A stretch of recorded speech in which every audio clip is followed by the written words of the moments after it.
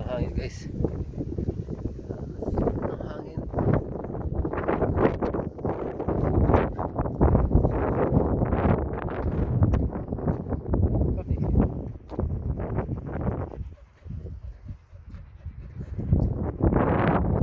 Lamig. Grabe. Sobrang lamig na. Start pa lang. Yan guys. Wala ng araw. Welcome to winter yan. Mas gusto ko yung winter kasi sa tag-init guys. Kasi yung asthma natin hindi siya active kapag taglamig. Yung tag-init napaka-active ng asthma ko. Ayun guys, ganda. Grabe, sarap dito mag-picnic guys sa ganitong oras. Malamig tapos ganyan may hangin. Tapos kakain ka ng mga kakanin. Tapos adobo. Pinantaan. Pusit. Sarap na guys. Dito. Kasi yung may ginagawa dito guys. Nagagawa na yan. Kaso private siya. Dito maganda magtambay yan. Diyan sa baba. Kasi kita-kita mo dun yung parang yan. Yung mga farms. And pag dito ka naman lumingon sa kabila, kita mo naman yung Old Mar din yan. Ito naman yung Old Mar na makikita mo dito. Oh. Ito yung cemetery ng mga Muslim. Yan. Ito naman yung Old Mar din yan. Yung Old Mar din. Kita nyo guys. Ito ng Old Mar din. Oh. Para kang nasa diao ng panahon. Yung mga unang sibilisasyon. Okay, sige. Hansin nyo guys. Diba?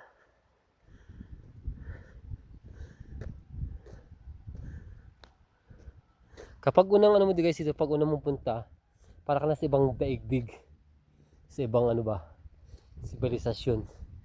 Kasi una makikita mo dyan sa taas na yan, mga lumang establishmento, mga lumang kabahayan.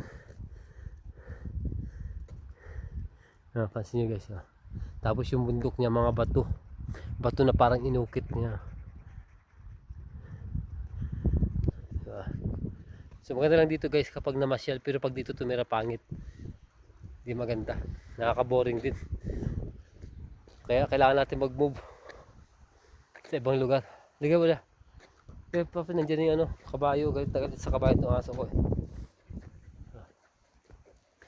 Ginagawa nilang sakayin yung kabayo yan ng mga basura. Parang hindi naman makahayop yan guys. So yung basura, kawawa naman yung kabayo. Halika. Ginagawa din lang. Makahayop ba yung ganyan guys? Kawawa naman yung hayop. Gan. Papigil. Papigil. Kawawa naman yung kabayo. Yun naman guys. Lapit natin yan.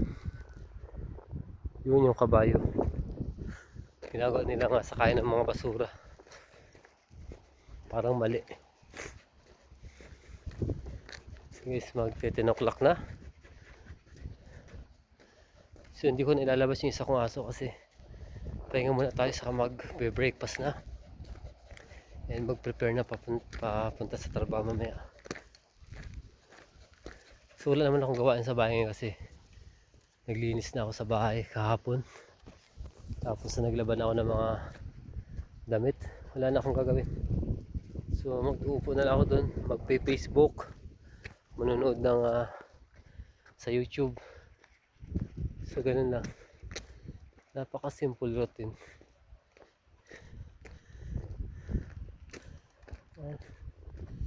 Ito guys. Dito lang ang buhay sa Turkey. Kapag nasa province ka. Pero pag sa part ng city, mga kagaya ng Istanbul, maganda din tumira kaso mahal yung cost of living. Hindi kagaya dito sa province, medyo mura.